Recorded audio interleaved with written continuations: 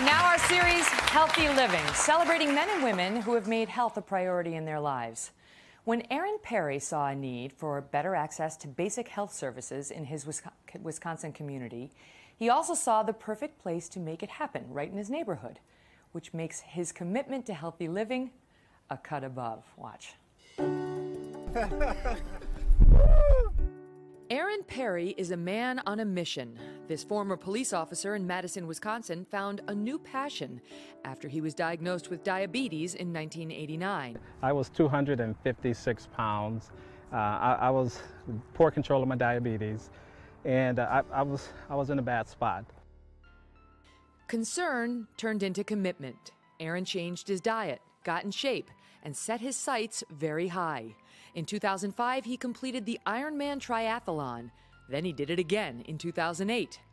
I learned that I'm the world's first African-American insulin-dependent diabetic Ironman, and I didn't even know that they kept those statistics, but I own that.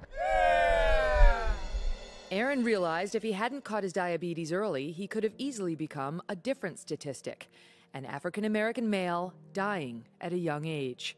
So he decided to help other African-American men take control of their health. When I started looking at how can we really reach a significant number of men from a location that they trust, and everything kept coming back to the barbershop. Well, that's good. Last year, Aaron opened the Men's Health and Education Center inside a barbershop. We're actually reaching the men that we need to reach. These are the young and old men that have literally lost hope, and our challenge was to help them get it back. Appreciate you stopping in. They can get daily blood pressure screenings. They can come in and get their weight calculated, their BMI done. When Aaron pitched the Men's Health Education Center to me, it made so much sense. And I know that if we're educated on it, if we know what to eat and to exercise and get ahead of it, that we can prolong people's lives. I was trying to lose weight, and it's kind of personal, so I didn't really want to talk about my weight to like other people. But being able to talk with other people that have the same issue that I have just made it a lot easier. When I look around, I see brotherhood, I see proud men. I also still see men that we still need to reach. And it is our goal, and we are determined to reach all of those men that need us. Aaron Perry joins us now, along with Dr. Jasmine Zapata, a consultant for the health center who's been working with them since the beginning. Great to see you both. Yeah, thank you. Thank you. What a great idea. What a great idea. I mean, I didn't realize the disparity in health stats for African-American men versus white men. You saw this and saw the problem that they were not coming in for services. They could not be reached.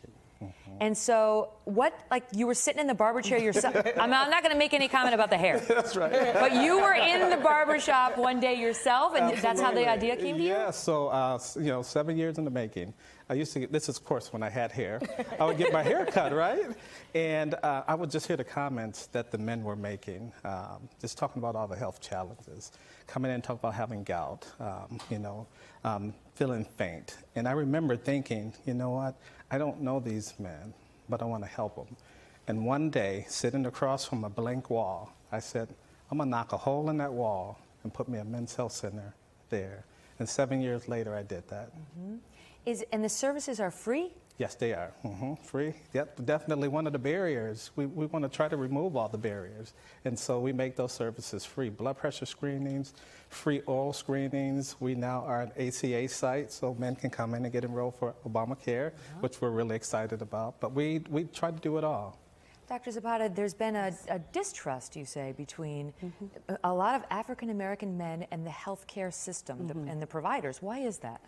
Yes, it's definitely multifactorial, and it comes from a long tradition of things that have happened in the past, different experiments and things like that, but also a lot of men that we're talking to, and we have a couple specific examples, say that they feel discriminated against even when they're interacting with their healthcare system and providers. There's definitely systemic racism within the healthcare system, and so what we're doing is, instead of expecting them to come to the clinics, which we do encourage, we're actually making it where we can talk about health and education at the place that they're most comfortable. The clinic comes to them, right? Yes, the clinic comes to them, but technically we're not a clinic providing treatment and services right now. We kind of take the place after the clinic. After you go to your doctor, they give you a long list of things that they want you to do and recommendations. What do they do after that? They come there and we support each other. I know, Erin, you said you were seeing in the community a loss of hope. Absolutely. Describe that. You know, just the conversations with the men, it's almost like most had, not most, but you know, there was a few that we would come out and exercise with us. They just didn't seem positive, like they've given up, and that was hard to see.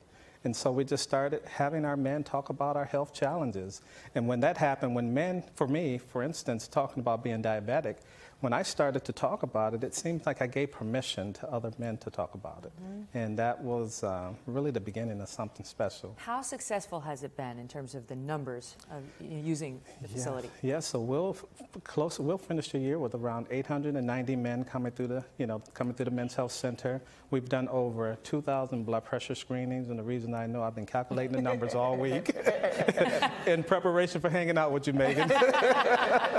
But you know, we're really onto something, and we're hoping that this will become a model for the nation. You know, and thank you for giving the voice. We're hoping that too. Thank you. All the best to you guys. Thank you so much. Thank you. Wow. Hello, Today fans. Thanks for checking out our YouTube channel. Subscribe by clicking that button down there and click on any of the videos over here to watch the latest interviews, show highlights, and digital exclusives.